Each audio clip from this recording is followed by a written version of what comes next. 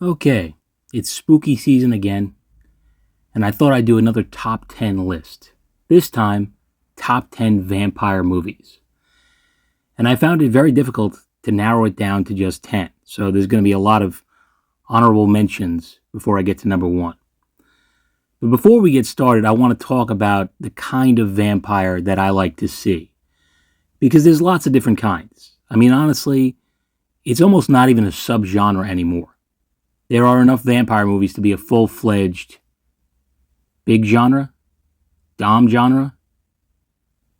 What's the opposite of a subgenre? I don't know. Why do I keep saying this French word? Who knows? But you get my point.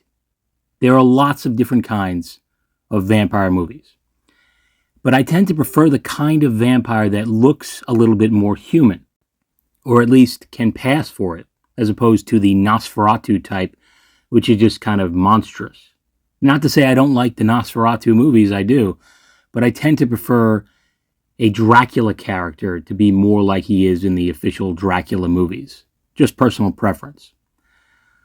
I like vampires to be a little bit more sophisticated. So, for instance, a movie like 30 Days of Night, as great as it is, I didn't include it on this list because the vampires in that movie are just basically like a pack of rabid animals. There's no back and forth dialogue between them and the living. Not to say they're not intelligent, but they're just like a pack of wolves.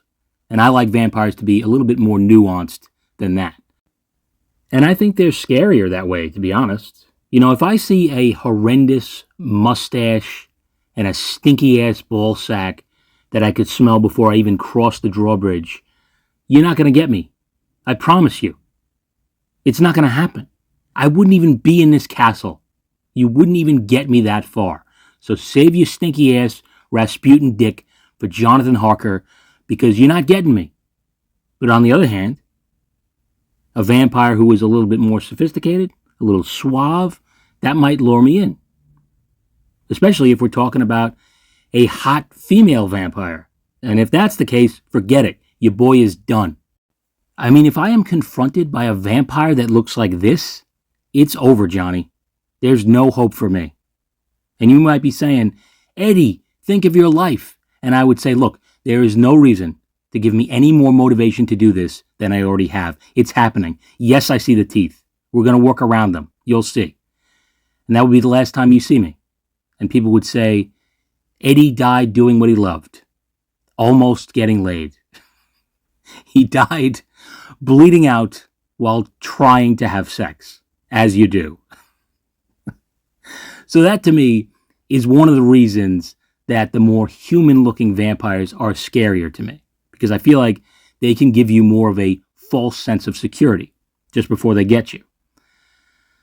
But that's not to say I like the opposite end of the spectrum anymore. You know, the sparkling vampires. I mean, I feel like the Twilight movies, as highly successful as they were, they did a lot of damage to the reputation of vampires. You know, it's just a goofy setup. I haven't seen the movies really, so maybe there's an explanation, but come on. Why is this 200-year-old vampire, or whatever the fuck he is, why is he chasing after a high school girl? That's a little weird, don't you think? I mean, what is he? The Bill Belichick of vampires? I guess so. And I think in general, the nature of vampires is kind of interesting. You know, vampire characters always brag about how they're immortal. But how can you call yourself immortal if walking into sunlight makes you burst into flames? That is not immortal. I mean, that shows such a lack of melanin that it is hitherto undreamt of, quite frankly. And a lot of the vampires are allergic to garlic. I mean, what the fuck is that? If you want to make me a vampire, you tell me I can't have garlic? I'm saying go to hell. Because most of what I eat is Italian food. You're telling me there's no Italian vampires? I don't believe it. And a stake to the heart? That's not unique. That kills everybody. They're allergic to holy water. They're allergic to crosses. I mean, there's all sorts of ailments that come with being a vampire. So they should really stop saying they're immortal. I mean, imagine bursting into flames because you're a little late getting home from the vampire party. I mean, what a tragic existence. But anyway, You get the gist of what I like to see in my vampire movies. You know, something in between the monstrous, always gross-looking Nosferatu types and vampires like the sparkling vampires. I'm like Goldilocks when it comes to vamps. But that's enough yapping. I think it's time I just got to the list. And remember, if you disagree with any of my choices, feel free to comment about it. Share your own top 10. But also remember that this is my list, so don't expect it to be exactly like yours. It feels silly to have to say that, but that's kind of the world we live in. Anyway, here we go. At number 10, I have Bram Stoker's Dracula from 1992, otherwise known as Francis Ford Coppola's Dracula. Some of this movie may just be nostalgia for me. I saw it at a young age, and it had an impact on me. And if I'm being objective, I think it is a bit of a mixed bag. It feels unique compared to other versions of Dracula. It's pretty faithful to the novel in terms of structure and characters. But it adds a love story element between Dracula and Mina, and I think it's a little hit or miss. And it gets a little tiresome by the end of it. The acting is also questionable. I think asking a young Keanu Reeves to do an English accent was probably not fair. His accent in the movie is really kind of laughable. I've seen many strange things already. Bloody wolves chasing me through some blue inferno. But Winona Ryder is also in the movie, and her accent isn't all that much better. And that's another thing. When I was a kid, I kind of had a bit of a crush on Winona Ryder, so I was always going to be kind of into this movie on some level. But I think the best thing about it is Gary Oldman as Dracula and the overall visuals. It's a movie that feels and looks very epic. And for those reasons alone, I think it's very much worth checking out. And up next at number 9 is From Dusk Till Dawn. This one kind of goes against my preference of vampires that aren't too feral and animalistic all the time. I mean, these vampires are scumbags when they're human, and they're scumbags when they're in vampire form. There is nothing charming or redeeming about any of them. And if you ask me, a few years ago, I probably would have ranked this movie higher than this. But I watched it again recently, and although I still think it's great, there are some really annoying things about it. Specifically, every scene with Quentin Tarantino in it. Listen, I'm a fan of some of Quentin Tarantino's movies. I think he's a talented guy. But there's something about this guy that is weird. You know, you've got Selma Hayek in this movie looking hotter than anyone has a right to be. It's kind of stupid how hot she is. I just want to be clear on that. So you would think nothing could ruin a scene with her looking like this. But you'd be wrong. Because Quentin Tarantino has to go sucking on her feet until the cows come home. It is horrid. And she's dumping booze on him, and it's messy and gross. And I'm not shaming this guy for having a foot fetish or whatever. It's fine. It's apparently one of the most common fetishes. I'm shaming him for feeling the need to constantly share his fetish with the world. Why do we need to see this? Why are we being subjected to this? And it's not just that he's into feet. He's into dirty feet. Because she is walking around barefoot in this bar, and this bar is fucking gross. I mean, it's disgusting. It's a vampire haven, and there is like blood and jizz stains all over the place. And you've got Cheech Marin outside yelling about selling pussy like it's a pack of cigarettes. This place is horrendous. But once Quentin Tarantino's character finally dies, spoiler alert, the movie picks up. And I think George Clooney, Harvey Keitel, and Juliette Lewis are all great in this movie. In fact, I might even say this is George Clooney's best movie. And legendary makeup effects artist Tom Savini is also in the movie, playing a character called Sex Machine, and he's got a fucking gun for a dick. Like when people threaten him, he just like pushes some kind of button on his pants and a gun shoots out. He never actually uses it in the movie. I mean, how would you? First of all, how do you aim it? Second of all, isn't the recoil going to obliterate his actual dick and balls? I mean, he shows it off like it's impressive. Yeah, it is a gun. But for a gun that is clearly supposed to represent a dick, it's really not that big, is it? You know, I'm sure it gets the job done, but you wouldn't go around bragging about this. I don't know. I'm laboring on this for the sake of humor, and I'm not sure if it's working or not, so I'll move on. Ultimately, it's a really fun action vampire horror movie that doesn't even appear to be a vampire movie until almost halfway through it. And the only thing that really bugs me about it is Quentin Tarantino's psychotic, foot-sucking character, and the fact that vampires are really more like zombies. Like, once a character becomes a vampire in this movie, he is just 100% on the side of all the other vampires. There is no autonomy among them. But either way, it's still a great movie and definitely worth a look if you've never seen it. And up next at number 8, I have What We Do in the Shadows from 2014. This is the most recent movie on my list, and it's also the most hilarious. It is truly outstanding and funny. It takes all the tropes of vampires, everything you know about vampire lore, and makes fun of it in ways that will just have you in tears. A couple of the characters are really sleazy, but they're all lovable in their own way. It's also a movie that showcases the idea that some people actually want to be vampires.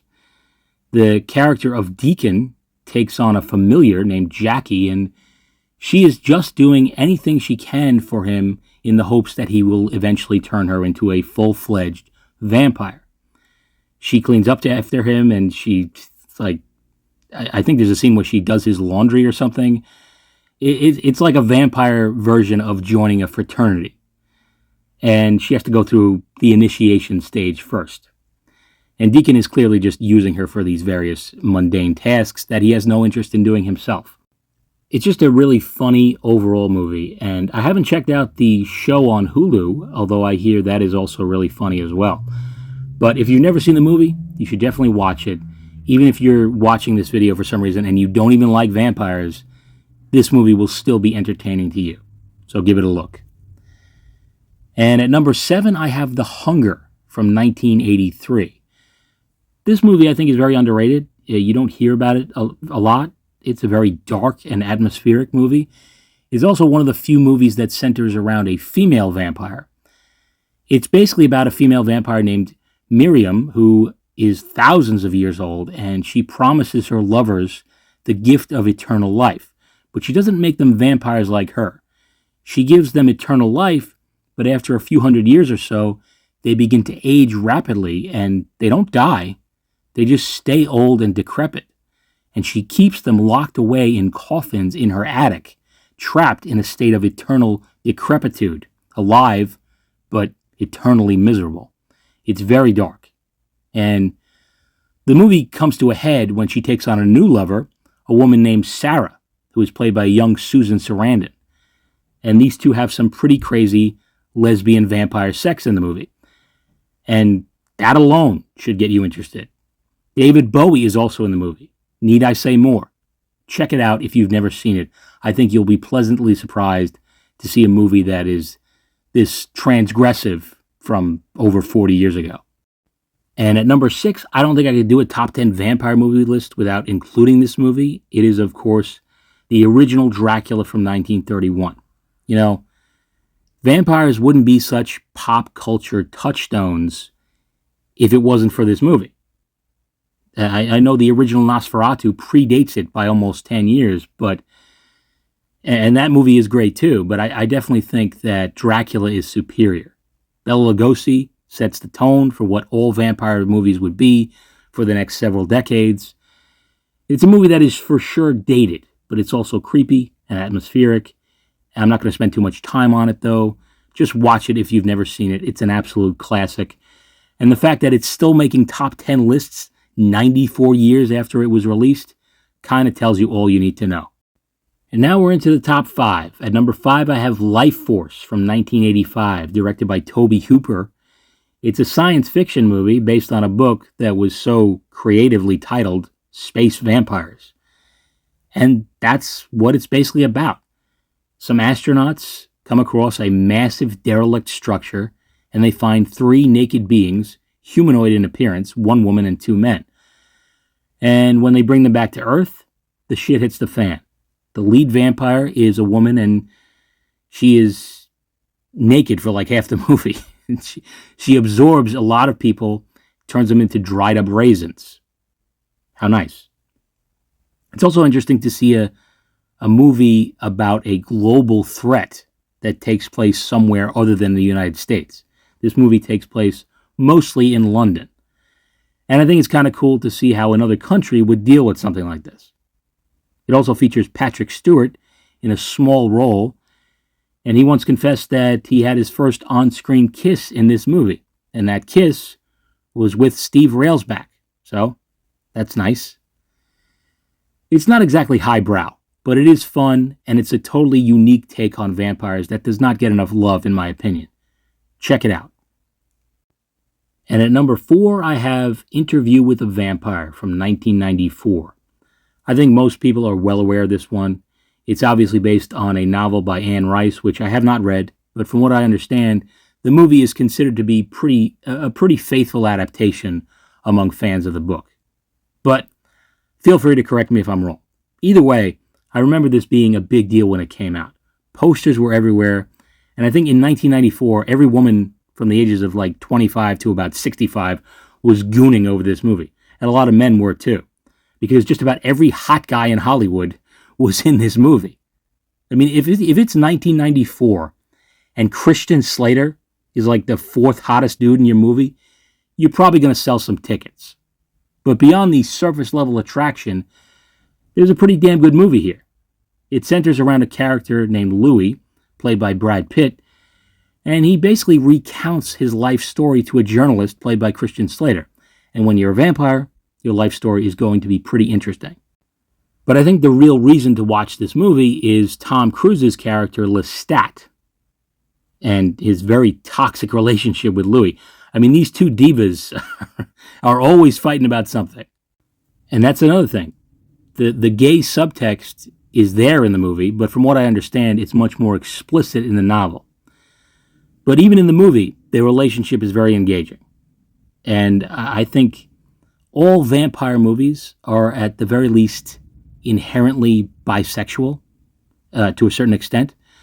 I mean, if you're not picking up on that, I don't know what to tell you. Whether they're feeding on women or men, there is like a sexual desire behind all of it. And I think it's cool to see a vampire story fully lean into that. And in the novel, from what I gather, Lestat is much more of a sadistic character, which it's almost hard to believe because he is still a big asshole in the movie as well. But despite that, I can't help but kind of root for him. And by the end of it, I almost want to cheer for him. But regardless, it's an outstanding, epic vampire story that is definitely worth watching. And up next at number 3, Fright Night from 1985. This is the best kind of horror comedy. It's very funny, kind of like What We Do in the Shadows in the sense that it really does lean into all the tropes and pokes a little bit of fun at them, but it's also a legit vampire story.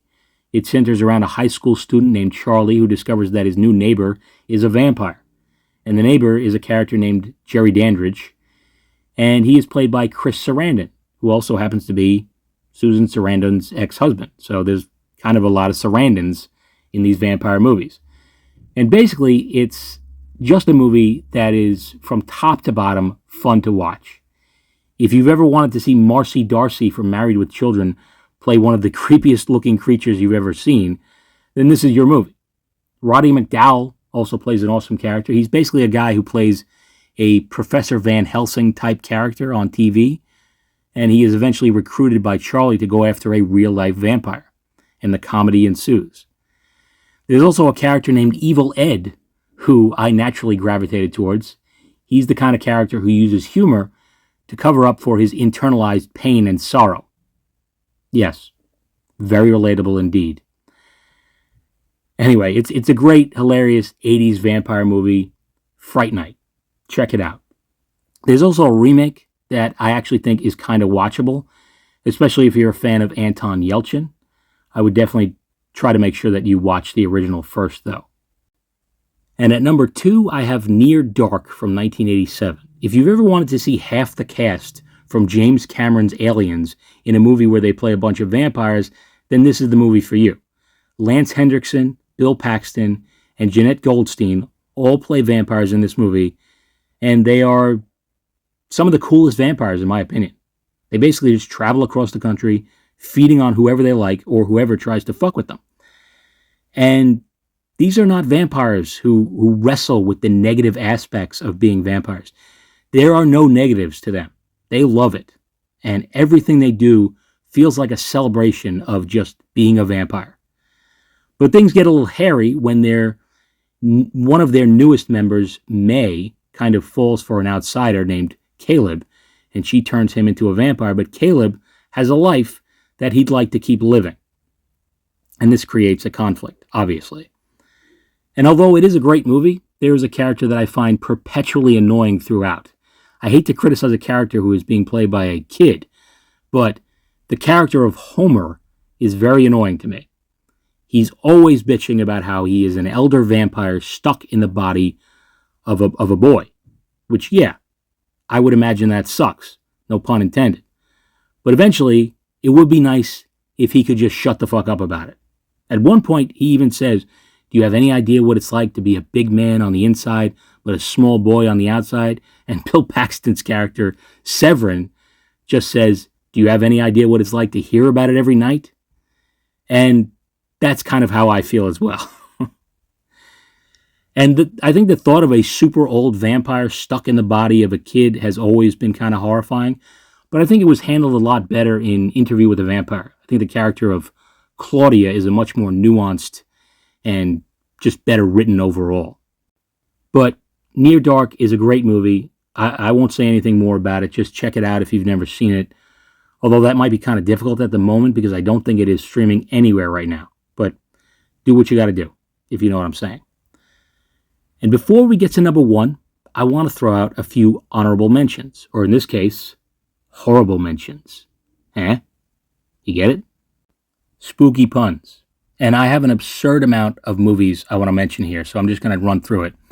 First honorable mention goes to any Nosferatu movie. Yeah, that's not my favorite type of vampire, but they're still great movies, and I would even include Shadow of the Vampire, which is just basically a fictionalized account of the making of the original Nosferatu from 1922.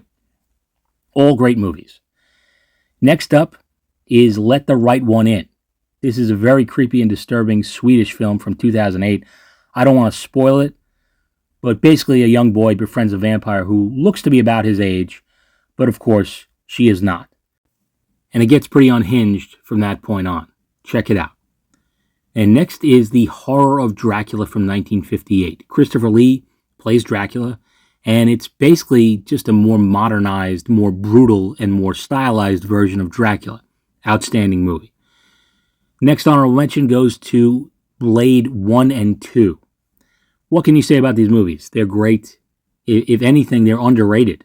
But unfortunately, they started the snowball effect of just endless comic book movies that we see today. And when they said, holy shit, if we can make a relatively obscure character like Blade a success, let's try it with the X-Men. Let's try it with Spider-Man. And before you know it, we got Iron Man and 10,000 Avengers and Justice League movies and whatever the fuck we have right now. And even as a comic book fan, I am fatigued. Enough already. But Blade still remains a must-watch, in my opinion. And my next one might be controversial. Buffy the Vampire Slayer. Listen, I know the show is more popular, and even though I've only seen a few episodes, I can confirm that it is vastly superior to the movie in pretty much every way. And it's a show that I should really go back and watch because I know I'm going to really enjoy it. But for whatever reason, I just never got around to it. But I do still like the movie. It's definitely another nostalgia choice for me. It's funny. Donald Sutherland plays a great character, and Buffy herself is just interesting to me. She reminds me of a female version of Ash Williams from the Evil Dead movies. Like they're both assholes, but the fate of the world is on their shoulders, and you can't help but root for them. Next one up is Dracula Dead and Loving It from 1995. A lot of people overlook this movie, but I think it's amazing. I always found it very funny. It's not as good as Young Frankenstein, but it's pretty great in my opinion. It might be Mel Brooks' most underrated movie. Give it a chance. And only 2 honorable mentions left, so I'll just try to run through them. Vamp from 1986. This is a movie about vampire strippers that predates From Dusk Till Dawn. It's not a perfect movie by any means, but it's very 80s, and the strippers are hot. And that's kind of enough for me. And my final honorable mention goes to Vampire's Kiss from 1989, starring Nicolas Cage. Is this even a vampire movie? I don't know. It might be. It might not be. Is it even a movie? I mean, that is also kind of debatable. If you want to see Nicolas Cage at his craziest, then check this movie out. I'm not sure if he's a vampire or he's just a complete lunatic that thinks he's a vampire. Either way, please watch it. Not because it's good, but because it boggles the mind. And after about 17 honorable mentions, I think I should get to my number 1. At number 1, The Lost Boys from 1987. This movie is really about vibes more than substance. Not to say there's no substance, but it really is more about what it makes you feel when you're watching it. And what I feel is that it's an awesome movie. And it's actually very similar to Near Dark in a lot of ways, in the sense that it's about vampires who simply do not apologize for what they are. The vampires in Lost Boys are young, dumb, and full of other people's blood. But I'm not going to talk much more about it because I'm currently working on a commentary video for this movie as we speak. But I will say that it's definitely worth checking out if you've never seen it, or even if it's been a while. And I figure I have to do a video on this movie because although I saw it when I was younger, for some reason, I decided to watch this movie 3 times over the summer. And I'm not going to lie, I was stoned to the bejesus belt every time, and I was into this movie. More than I ever have been in the past. The music, the humor, the atmosphere, the whole aesthetic, it just works. And it wasn't until about halfway through my most recent viewing that I thought to myself, to my very high self, hey, I'm a human being, right? I'm pretty sure I still am. I mean, I know I'm high as fuck right now, but I still have 2 arms, 2 legs, 2 eyes, a nose, and a mouth. So I'm pretty sure I'm still human. And I also am a guy that has a small YouTube channel where I talk about movies. So maybe I should talk about the movie that I can't seem to stop watching for some reason. And that has been my most recent experience with The Lost Boys. So look for my video on it. It should be out next week, I'm hoping. That is my top 10 vampire movies, plus about 20 honorable mentions. I do apologize for that. But that's about all I've got for now. Let me know what you think of the list, and let me know if you think there's any that I missed. And until next time, take it easy. What you people want? Just a couple more minutes of your time, about the same duration as the rest of your life.